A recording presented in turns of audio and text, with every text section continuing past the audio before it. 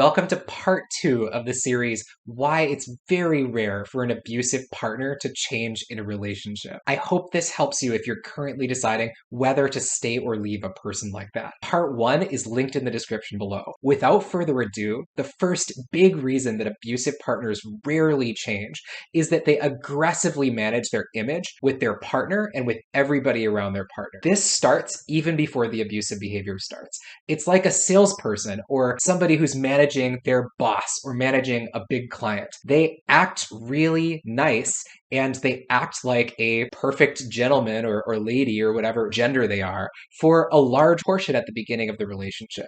This isn't necessarily true in every case, but in many, many cases, victims and targets of abusive relationships describe the first part of the relationship as not containing a lot of abusive behavior. It's easy to understand why this is. If you were an abusive person and you knew that that was how you acted, you would also potentially know that if you act like that right away, people are going to run away from you. That's the sick and twisted thing about this, is that they're building up that image of themselves as this kind, non-controlling, normal person. But really, part of that is a sales act, and part of them is them knowing they just can't let that part of themselves out yet. Here's what this means once the abusive behavior starts. They get to fall back on that. They get to say, oh, I would never act like that. You're overreacting. It creates this powerful feeling for the person who's on the receiving end that's like, wait a minute, I know this person. They're a good person. They would never do something like this. Maybe I am in the wrong. Maybe I was overreacting. And it kind of worms its way in.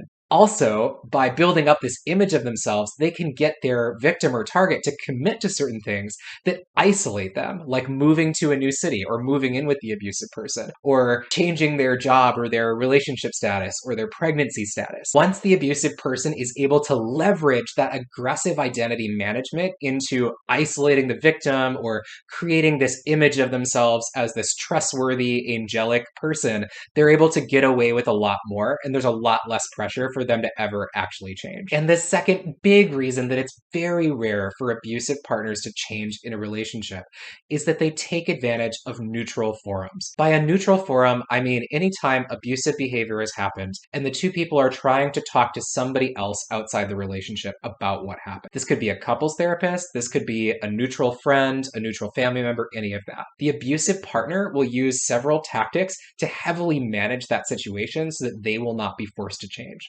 First, they will try to prevent the interaction entirely. Second, they will try to make sure that their partner only provides a minimized account of what happened, like not what actually happened. And third, they'll try to make sure that it's described in these weird mutual terms so that it seems like it was something that was happening between two people rather than something that one person was doing to another. For example, let's say that your abusive partner had some kind of controlling expectation about how you talk, walk, speak to them, load the fridge, whatever it is, and you didn't follow that expectation, they got set off somehow, and they just went off the deep end. They did something totally out of line and abusive. After that behavior, they'll try to prevent you from talking about it. If you're in couples therapy or talking to a friend or family member about it, they'll say, well, you can't tell them what actually happened because then they'll hate me. Your family won't like me anymore. And then they'll give pressure to always phrase it in mutual terms. So it's like, you can't say that I lost my shit and started throwing things. You have to say, we were having an argument. And that sounds totally different to the people on the receiving end, right?